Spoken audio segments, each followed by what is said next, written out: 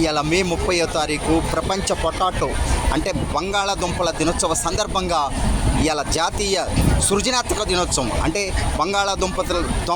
బంగాళాదుంపతుల యొక్క ప్రాముఖ్యతను వివరిస్తూ వాళ్ళల్లో సృజనాత్మకత పెంచుతూ ఈ పిల్లలకి మరి బంగాళాదుంపలకు సంబంధించినటువంటి కూరనే తినండి, బి విటమిన్, సి విటమిన్ ఉంటుంది, బి కాంప్లెక్స్ ఉంటుంది, మంచి బలమైనటువంటి ఆహారం.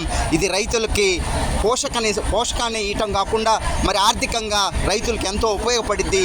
మన ప్రపంచంలోనే ఈ బంగాళాదుంపల యొక్క ఎగుమతిలో మనం 2వ స్థానంలో ఉన్నాం చైనా తర్వాత.